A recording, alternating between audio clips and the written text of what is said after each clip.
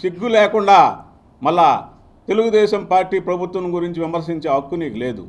నా మీద నిన్న నిరాధారమైనటువంటి ఆరోపణలు చేసావు. నువ్వు ఆరోపణలో ఒక్కడు కూడా నిజం లేదు. డిఎస్పీ గారు కానీ సిఐ గారు కానీ క్లియర్గా క్లీన్ చిట్ ఇచ్చినటువంటి దాని మీద కూడా మళ్ళా నువ్వు ఈరోజు ప్రెస్ మీట్ పెట్టడం కరెక్ట్ కాదు. నువ్వు చట్టాలని గౌరవించటం లేదు.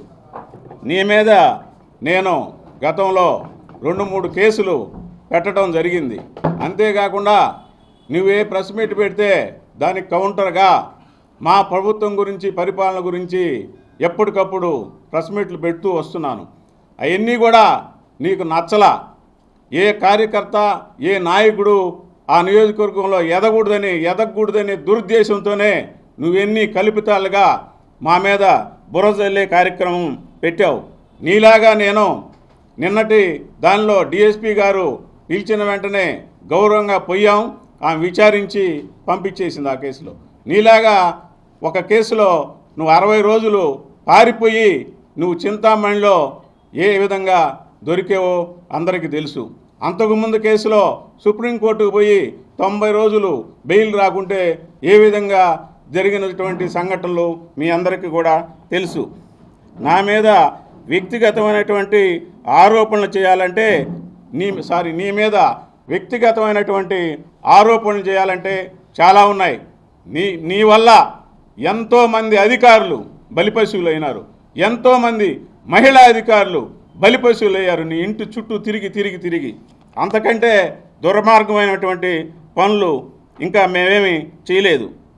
నువ్వు ప్రెస్ మీట్లో బిగ్గరగా మాట్లాడితే భయపడి పారిపోయేవాళ్ళం కాదు. తెలుగుదేశం పార్టీ కార్యకర్తలు సైనికుల్లాగా పోరాడతాం.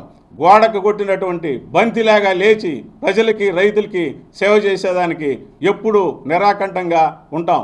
నీ టైంలో నువ్వేదో మామూలుగా రైతు బాంధవుడి మాదిరిగా వాళ్ళు పచ్చ టవల్ వేసుకొని నువ్వు అగ్రికల్చర్ మంత్రిగా పుట్టి 850 కేజీలని 1100 కేజీలకి తెచ్చినటువంటి గనుడు నువ్వు. నీ టైంలో పుట్టి 18,000 17,000 అమ్మాల్సింది 7,000కి 6,000కి రైతులు దారపోసుకున్నటువంటి పరిస్థితి ఉంది.